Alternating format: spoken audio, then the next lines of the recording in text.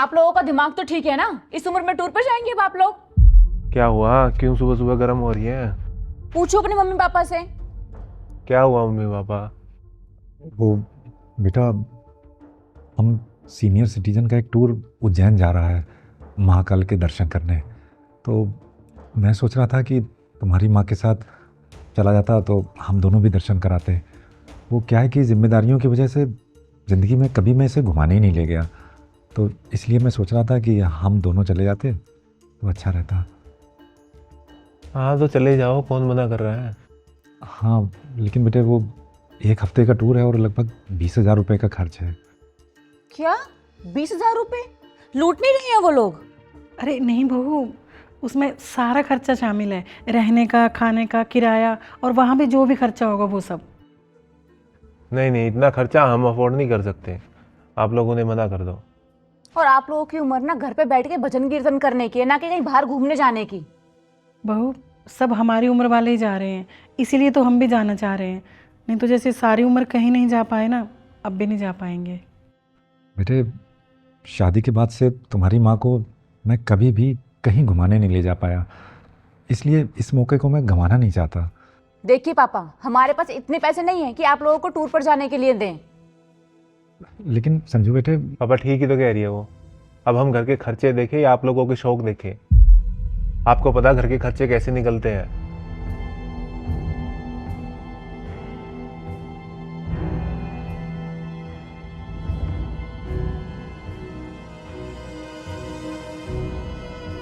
अरे क्यों उदास हो रहे हैं आप?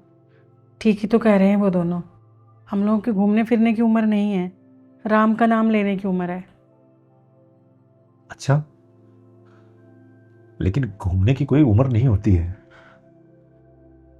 पर सारी गलती तो मेरी है ना। जब जब तुमने कहीं चलने को कहा, घूमने को कहा, मैं ही हर बार कह देता था कि अभी नहीं बाद में, अभी नहीं बाद में। ये बाद में करते करते पूरी उम्र ही निकल गई। बच्चों के चक्कर में अपने आप को भूल ही गए थे हम लोग। आज पहली बार उनसे कुछ मांगा था और उन्होंने ऐसे बोल दिया। माँ बाप बच्चों के लिए क्या नहीं करते हैं, तो बच्चों का भी तो फर्ज बनता है कि माँ बाप की इच्छाओं का, उनकी भावनाओं का ख्याल करें, उन्हें पूरा करें। क्या हमें प्यार की कोई जरूरत नहीं? देखिए आप रोइए मत, ऐसा मत करिए, मुझे बिल्कुल भी अच्छा नहीं लग रहा है। जब तक मेरी जॉब थी तब तक सब ठीक चल रहा था, लेकिन मेरे रिटायर होते ही इन लोगों के हाव भाव बदल गए।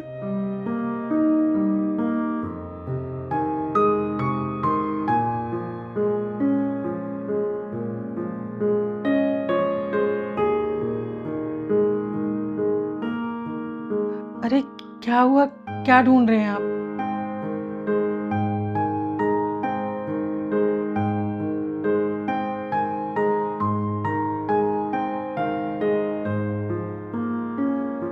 तुम रुको, मैं भी आता हूँ। अरे पर जा कहाँ रहे हैं?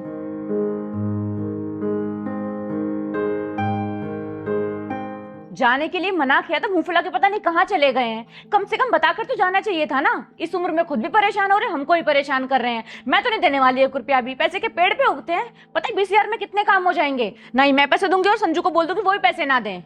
हद होती है हर चीज की। अरे कहाँ चले गए थे आप? कम से कम बताकर तो जा सकते थे। अरे रुको तो जरा, सांस ले लो और मुझे भी सांस लेने दो। ये देखो मैं तुम्हारे लिए क्या लेके आया हूं। क्या है इसमें? इसमें उज्जैन टूर के टिकट है। टिकट?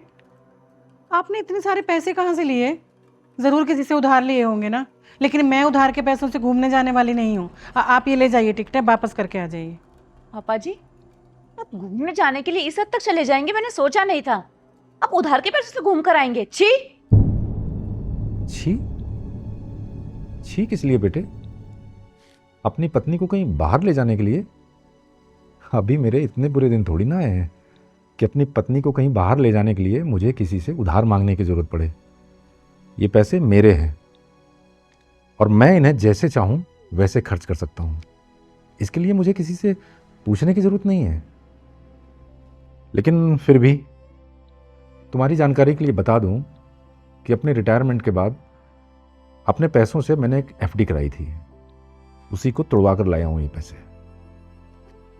और हाँ बेटे, जो भूल मैंने की तुम उसे मत दोहराना कि कहीं अपने बच्चों की ख्वाहिशें पूरी करते करते अपनी और अपनी पत्नी की खुशियों का गला घोंट दो। क्योंकि बच्चे हों या बड़े, प्यार की ज़रूरत सबको होती है। और हाँ, एक बेहद ख़ास और अहम बात, इस उज्जैन टूर से लौटने के बाद हम दोनों तुम लोगों से अलग रहेंगे। क्योंकि जब अभी से हम तुम लोगों को इतना बोझ लगने लगे तो क्या पता आगे आने वाले समय में तुम दोनों हमें ओल्ड एज होम भी भेज सकते हो। तो उससे अच्छा है कि क्यों ना हम खुशी खुशी खुद ही अलग हो जाते हैं। क्या तुम मेरा साथ दोगी फिर से उम्र के इस पड़ाव पर एक बार फिर से नया घर बनाने में? हमेशा।